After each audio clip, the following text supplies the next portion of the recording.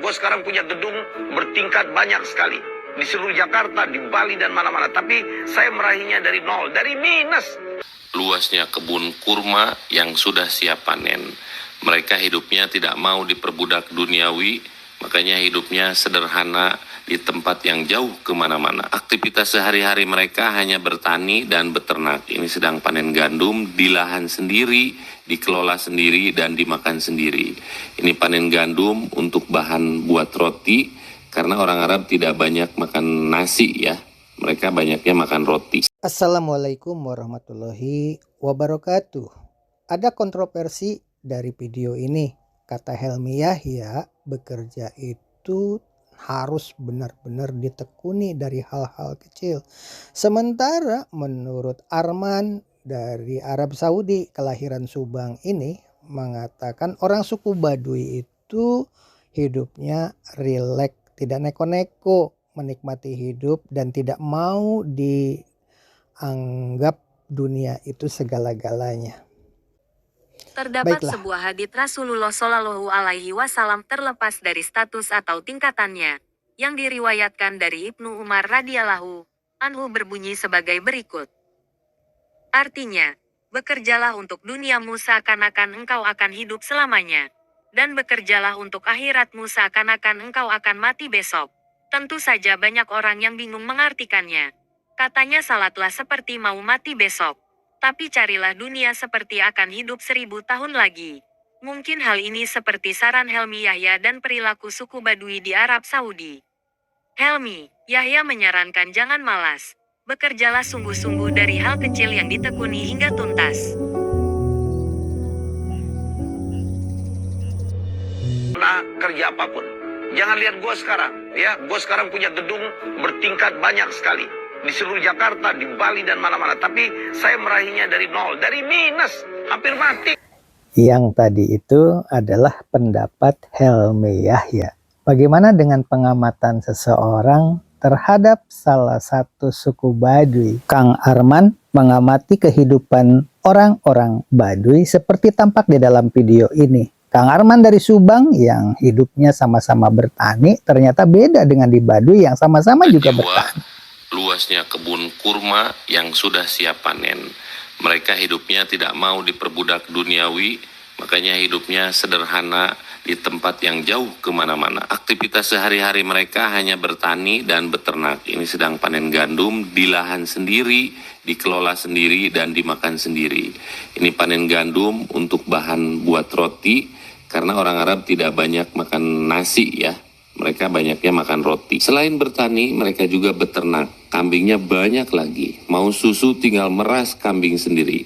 Luar biasa. Yang kita cari memang hidup di dunia itu ketenangan. Ini orangnya juga suku yang ada di Arab Saudi berbeda lagi.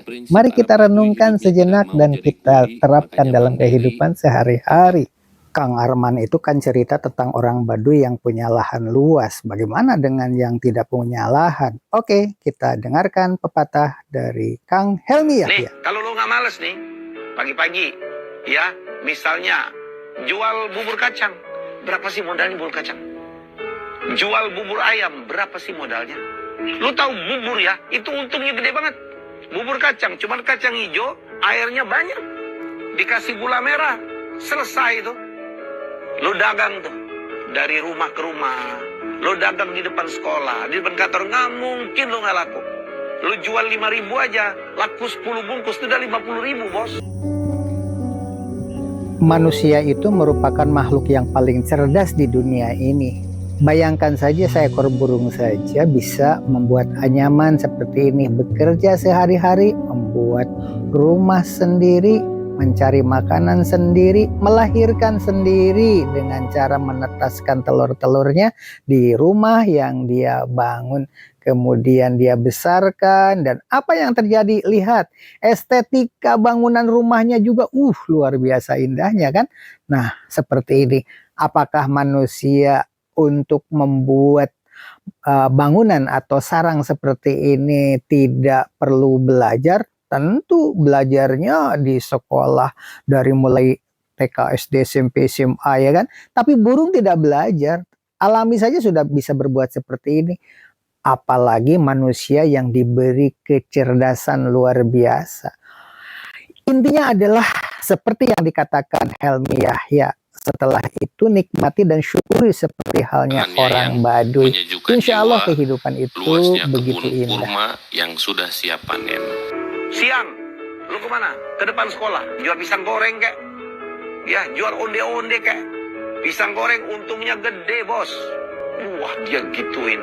Ya, pasti dapat duit. Kalau coba nyari 50.000, 100.000 aja, gampang banget itu. Sore, lo jualan apa lagi? Ya, jadi putar hidup lo. Putar apa? Jual apa lagi dia bilang? Jual soto. Soto juga untungnya gede. Soto ayam, tuh ayam ini cuma disuir-suir doang, isinya kuah, sisanya kuah, air, tambah nasi, harganya bisa 10.000. Modalnya paling berapa sih? Ya, jadi kalau pagi lo untung 50.000, siang lo untung 100.000, malam lo untung 100.000, 250.000, itu 7,5 juta. Asal lu mau kerja dan jangan malu. Ya, jangan gengsi. Sibuk apapun kerja, waktunya sholat, mereka tidak pernah meninggalkan sholat, luar biasa. Yang saya lihat orang Arab Baduy ini hidupnya tidak terlalu mengejar duniawi, karena bagi mereka dunia itu tidak dibawa mati. Luar biasa, yang kita cari dalam hidup ini memang ketenangan ya. Manusia itu makhluk yang paling cerdas di jagat raya ini. Oleh sebab itu jangan kalah sama burung, jangan kalah sama hewan peliharaan. Seperti tampak di dalam gambar ini, di negara Cina bisa membuat benda yang bisa tembus pandang. Asal kita melewati kain yang dibuat di negeri Cina itu, maka tubuh kita akan menghilang. Ini barangkali sebagai bahan gambaran teknologi yang hanya bisa diciptakan oleh umat manusia. Coba kita lihat ya. Nah, ini kain dibentangkan, ini kan orang tuh ya. Begitu kain dibentangkan maka tubuhnya itu menghilang, tapi bagian sepatunya masih terlihat. Ini salah satu contoh. Jadi ini bukan sulap, bukan sihir, tapi akibat dari teknologi yang negara Cina ciptakan oleh salah seorang tentunya ya, dari ilmu pengetahuan yang berkembang. Nah, kalau sudah begini kan dunia itu dengan sendirinya begitu mudah didapat. Satu bidang tekunin gitu sampai meledak. Sampai semua orang tahu kita. Dan percayalah, setelah kita populer, setelah kita dikenal orang, dan diiringi dengan kepercayaan orang, semua pintu akan terbuka. Permasalahannya, tantangan itu selalu saja ada. Seperti tampak di gambar ini, orang yang sedang sholat di negeri Cina, karena pada saat sepak bola diselenggarakan tidak ada tempat beribadah di sana itu, akhirnya terpaksa dia melakukan salat di stadion dan dilarang oleh kepolisian Cina. Ingat, kepolisian Cina juga tidak salah karena dia itu tidak paham, tidak mengerti. Untungnya itu lingkungan sekitar memberitahu, prayer katanya, bahwa itu sedang sholat. Akhirnya keamanan Cina pun berhenti sejenak dan menunggu beberapa menit, dan setelah itu selesai sudah. Ini nilai dakwah tentunya kan. Salat itu merupakan kebutuhan pribadi, kebutuhan rohani, sebab banyak di negara Cina, di negara Jepang, di Amerika, itu orang-orang bunuh diri akibat stres. Karena apa? Tidak berhasil dalam mengejar duniawi, tidak berhasil mengejar pendidikan, dan akhirnya mereka frustasi karena kalah di dalam persaingan merebut pacar, merebut pasangan hidup. Selalu kalah karena ekonomi itu yang utama. Kan rata-rata begitu. Berbeda dengan orang yang punya keyakinan beragama, yang dekat dengan Sang Halik. Maka di negara komunis yang tidak ada tempat sholat pun, dia lakukan sholat seperti itu, tapi mengalami tantangan-tantangan berat seperti contoh di gambar berikut ini. Jangan pernah menyalahkan keamanan Cina yang melarang sholat di lokasi stadion sepak bola ini, karena mereka tidak tahu bahwa ajaran agama Islam itu 5 kali dalam sehari wajib melakukan sholat. Nah, inilah unsur dakwahnya tentu ya. Dengan mengamati tingkah laku burung yang membuat sarang dari anyaman-anyaman tali, dan talinya juga dia buat sendiri ya, dari daun-daun yang mereka pilih. Tidak semua daun dibuat seperti ini. Daun yang punya serat-serat saja yang dia gunakan.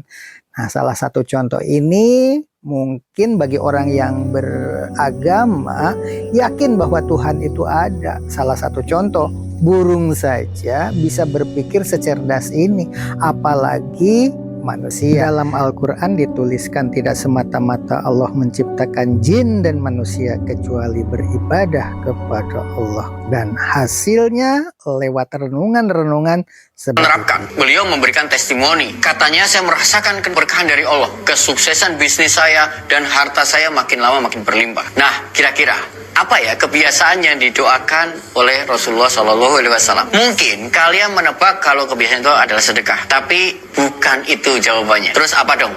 Jawabannya adalah bangun pagi dan tidak tidur habis sholat subuh. Karena Rasulullah SAW bersabda, ya Allah, berkahilah untuk umatku di waktu pagi mereka. Nah, satu kebiasaan yang perlu didelete adalah kebiasaan tidur habis subuh. Si Sokhor tadi, sahabat Nabi yang mendengar hadis ini, langsung mengaplikasikan dengan cara selalu mengirimkan barang dagangannya di pagi hari. Jadi, kalau saya pribadi, habis sholat subuh langsung zikir pagi dulu, terus langsung kerja. Nah, kalau kalian yang content creator, bikinlah konten habis sholat subuh. Kalau kalian yang CEO, pikirkanlah strategi habis sholat subuh. Pikirannya fresh, seperti komputer kalau habis di restart. Buat kerja tuh langsung idenya langsung.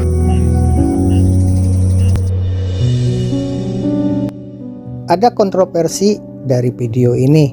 Kata Helmi Yahya, bekerja itu harus benar-benar ditekuni dari hal-hal kecil.